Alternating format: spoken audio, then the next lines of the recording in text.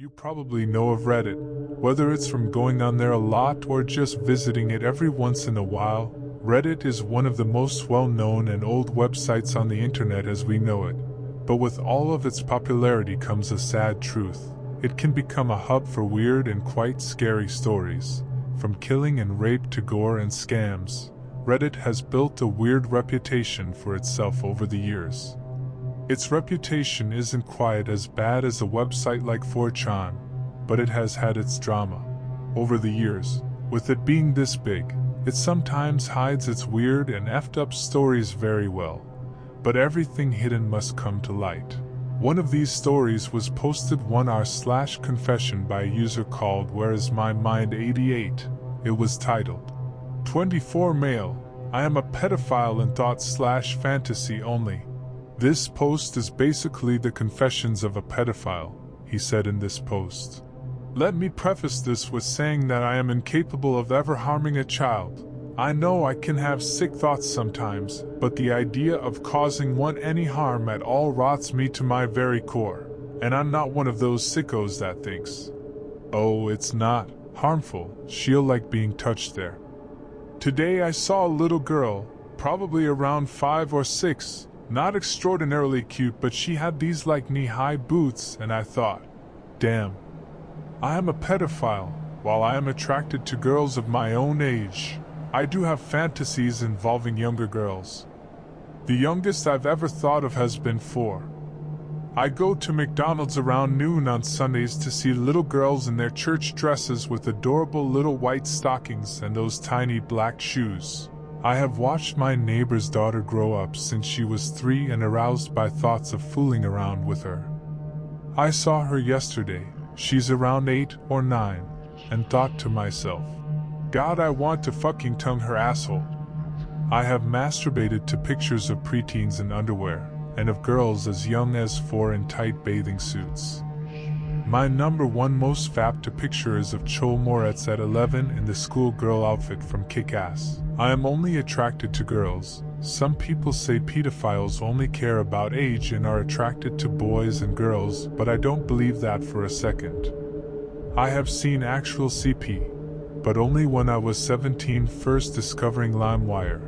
I did masturbate to it, but I instantly deleted and scrubbed my hard drive, and it's one of my greatest personal shames. I have never searched out for the real thing again. I have talked to multiple therapists about this. What I think it comes down to is that I was really shy and awkward growing up. I'm 24 and I've never had a girlfriend. This has stunted me emotionally. Deep down, when I think of the kind of relationship I want, sex is barely a part of it. I want to hold hands on the swing set and blush when we kiss each other on the cheek. It's pathetic, I know. At least I'm not one of those adult baby people, lol. But since I'm still an adult man with needs, the wires are crossed, and my want for a more innocent puppy love relationship has intercepted my basic physiological need for sexual contact. I don't always fantasize about girls, only when I see them, or about 10% of the time when masturbating. I feel bad afterward, but my fantasies about them are usually peaceful and loving, very gentle, about pleasuring her, etc. I feel like I should be more ashamed of my lusts, but I think what I really want is a daughter. I would have a wife to satisfy me sexually, and I could pour all my pent-up, innocent cutesy love onto her. Now every pedophile that is self-aware would say, I'll never hurt a kid, but you can never trust someone like that. But this next story is on a whole new level of messed up. It was posted by a user called Goodbye Cruel World. It was titled, I mercilessly bullied 5 people in high school. 3 out of the 5 of them killed themselves, the guy said in the post. I am in my 40s now, and I don't deserve the life I have. I stepped on the backs of my classmates to make myself feel better about myself. I was bullied harshly in school, and had the shit beat out of me on a daily basis until I hit puberty. Then I suddenly grew into a monster. I towered over everybody at school. I also channeled my anger into working out, and became even bigger. I was a huge, ogre of a person. I hated everybody. I had so much angst built up from my own bullying. My former bullies, being the manipulative cowards that they were, I see this in retrospect, but didn't see it at the time, befriended me, and we pretty much held a reign of terror over the school. I fed on the newfound respect from my former enemies. We preyed on the weak. There were about 5 nerds that I personally tormented harshly. I joined Facebook a couple months ago to see what became of them. I had hopes that they were able to live happy lives despite my awful treatment of them. One I knew died suspiciously in high school, but it turns out it was a suicide that was covered up. 2 more killed themselves right after high school graduation. The 4th lives alone in a trailer and appears to be crazy. The 5th person actually turned their life around and married the head cheerleader several years after graduation. So at least there's that. I wish I could apologize to the remaining 2, but it would be so trite and meaningless. Plus, it would probably re-traumatize them, having to see me again, or having to think about those events again. I suck, I'm sorry. And sometimes I feel like I should off myself too, to balance the scales of life. I have been tormented my entire adult life for being the bully that I was, when I really should have been an advocate for the bullied instead. I mean, I already knew how it felt. Instead of sticking up for people and beating the bullies' asses, I, like a bitch, joined them. I can never forgive myself for that. That was disturbing, honestly. But this next post blows everything out of the waters. It was posted by user NoUnderstanding812. It was titled, "I was severely abused as a child and ended up strangling my mother during a mental breakdown." From the title alone you can tell this one is going to be fucked up, the poster said. "I had an extremely fucked up childhood. Molestation, physical, emotional, psychological, verbal abuse, malnourishment, starvation, force feeding, disordered eating, gaslighting, extreme forms of punishment, sibling favoritism, denial of medical care and treatment for illness/injury, abandonment, prioritizing money/drugs over the needs of their kids, isolation from biological family and friends, being manipulated into believing I was sick so my mother could obtain and use my drug prescriptions. You name it, I lived it. One of the worst things my mother ever did to me as a child in primary school was manually suffocating me. I had diagnosed developmental disabilities and would have meltdowns and tantrums. To get me to stop crying and screaming, my mother would pin me to the floor and use one hand to cover my mouth and the other hand to pinch my nose shut. She would do this until I eventually asphyxiated and passed out. She physically abused me numerous other times, but this one was definitely the worst. Years ago I moved back in with her and her partner during summer break at college. We quickly fell back into our typical family dysfunction of screaming matches lasting hours, and it was during one of these episodes I had a mental breakdown. College had been such an amazing experience getting to be away from them that I think coming back to a house of horrors broke me mentally. Her partner had barricaded themselves in their office and was threatening us with eviction like they always did, and my mother was screaming at me and demanding I apologize. I honestly don't remember much after that because my memory whites out, but I know I strangled her and remember coming to, standing over her as she held her neck, coughing and spluttering with a look of terror on her face. She drove me and admitted me to the psych ward immediately after, threw out all my possessions and forbade me from ever living with them again.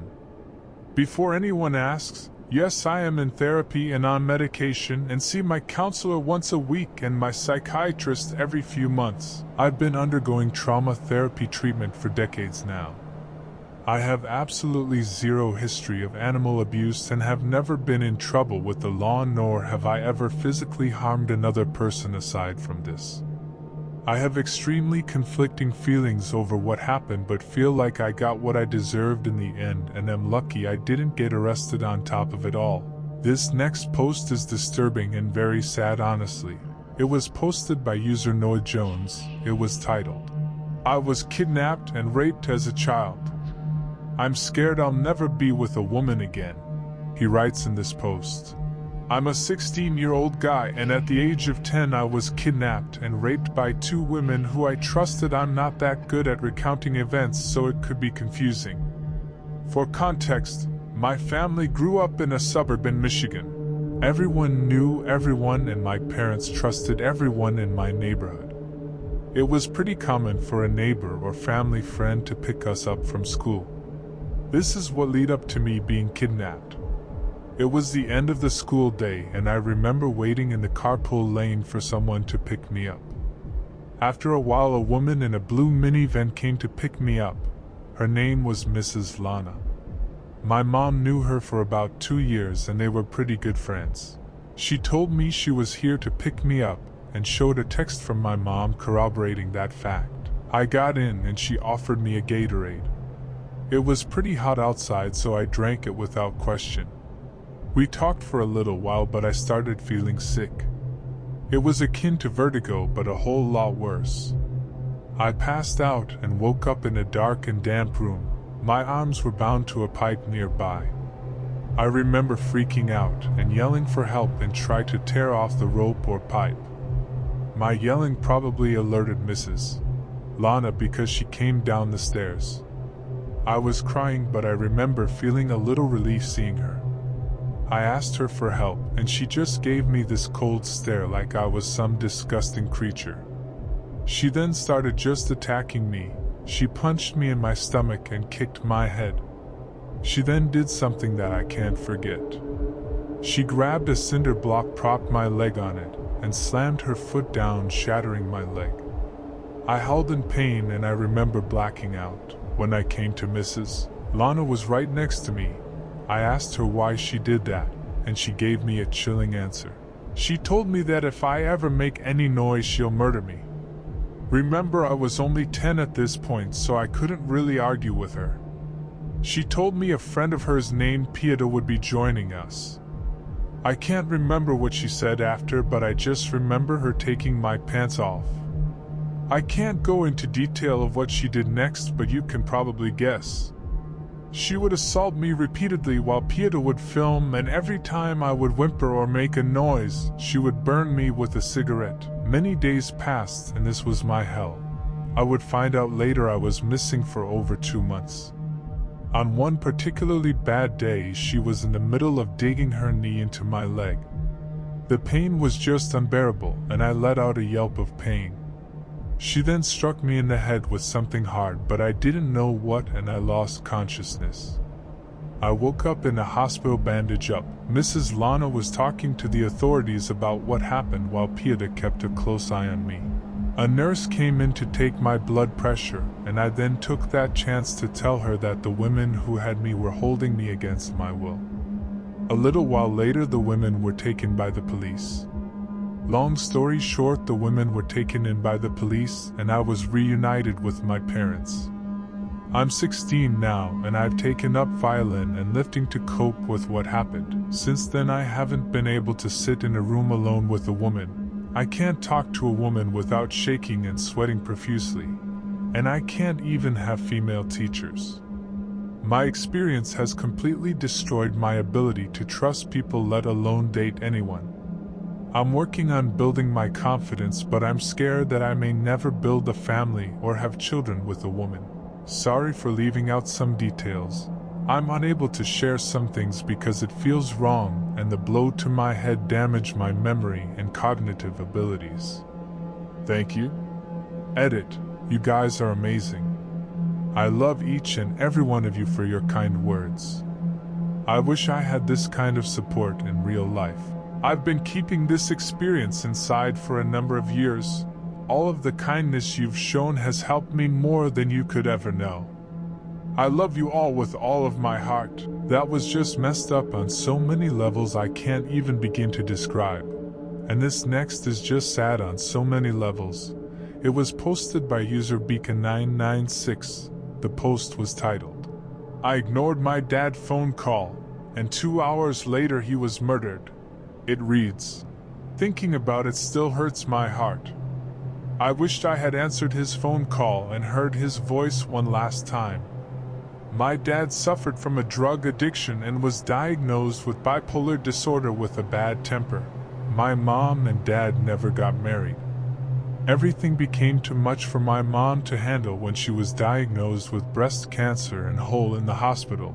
My dad let his sister, who also suffers from drug addiction, move into the house while my mom was getting the cancer removed.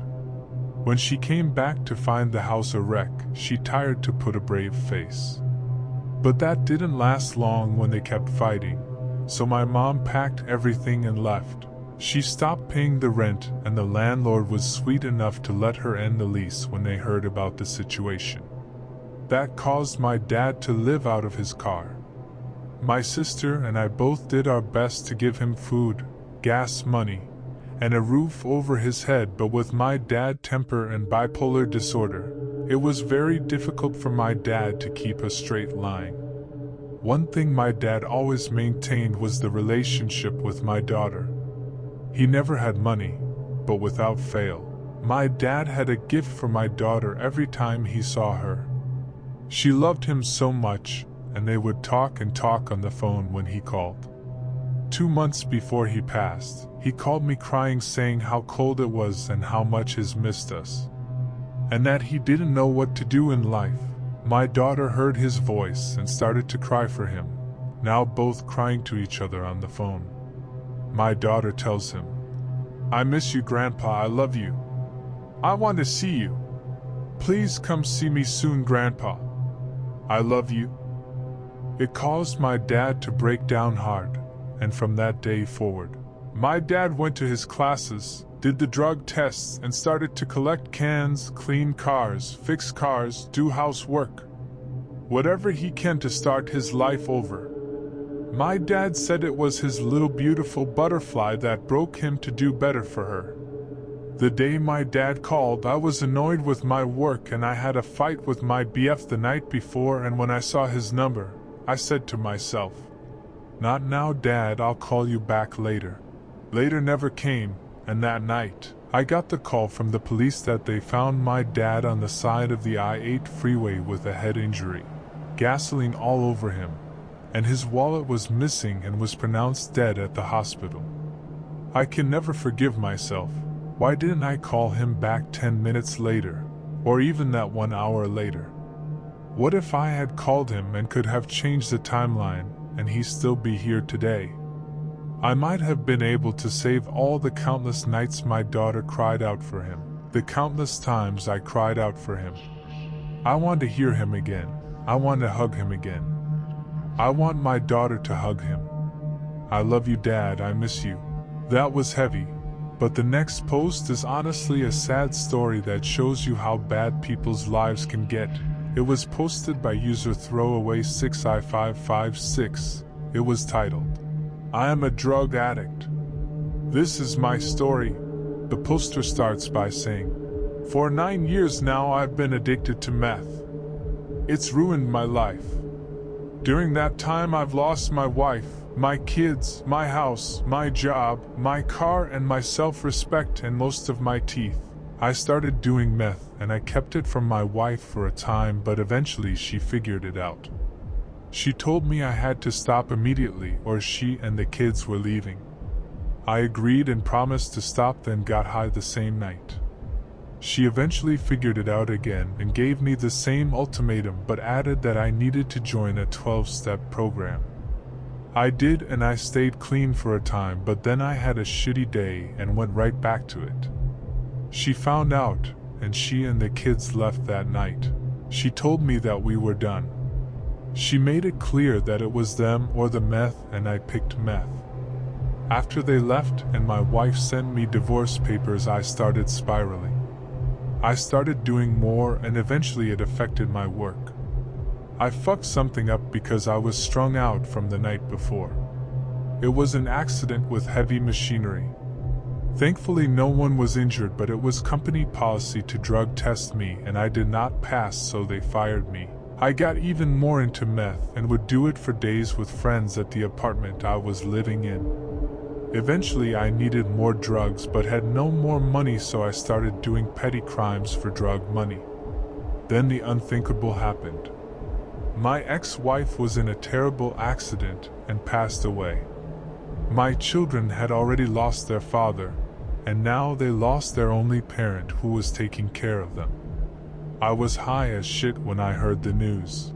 I had a breakdown, and I checked myself into rehab and joined the program again. I had to be there for my children. They were living with her parents, as they were the closest family. I got my act together and saw them for the first time in over 4 years. I was afraid I might never be able to get them to forgive me, but the first thing they did was hug me and cried because I looked so much better than the last time they saw me. I started working multiple jobs to save more money, but I would come by and see them every couple weeks. I worked 60+ hour weeks for 4 years, saving every penny I could, and when my son graduated last year I told him about the money I saved for his and his sister's education. He was speechless. It was not a small amount I saved for both of them, but I lived in a shitty studio in a bad part of town, had 2 decent paying jobs, and I didn't have things like cable, internet. I'm using my neighbor's Wi-Fi for my phone, or bought anything that wasn't essential. Between the money I saved, his grandparents saved, and his scholarship, my son went to one of the better law schools in the country. He was reluctant to take that much money from me, and he is still angry with me for everything I have done, and rightfully so, but I'm glad I convinced him to take it. I told him that I didn't get the money because I wanted him to forgive me. I did it because he deserved better than what he got from me, and so does his sister. I'm so proud of him. He's going to be incredibly successful someday. He's going to be a better man than I am in every imaginable way, despite the ways I've failed him for so much of his life. I'm still on track with my daughter's money, and she's graduating next year. I did have to quit the second job early this year because honestly both jobs are very physically demanding, and I honestly just can't do those kind of long hours anymore. My doctor tells me I will probably need knee surgery in the near future because of the damage done to my knees, but honestly I don't care if I ever walk again after next year, as long as I get my daughter her money to further her education in whatever way she sees fit. If I can do that for my children, it won't make up for anything, but it'll ensure that they will be well off. She wants to be a doctor. I just hope she can swing med school with the money I'm getting her. It'll all be worth it to see my children succeed. I'm doing better now. I'll be getting my 5-year chip in a few months. I will never use again or let my children down. I'm planning on getting a second job again in a few months after some more time of working only 50-ish hours a week just to get more money. I know my body will hate me for this, and I have at best maybe a few years before things get worse for me physically, but it's okay. I will be fine knowing that I made sure my children will be successful and better than me. It's going to be worth it. That was heavy. All of these stories really show a messed up side of humanity. That's all I have for today. If you liked the video, make sure to like and subscribe for more videos. And have a scary night.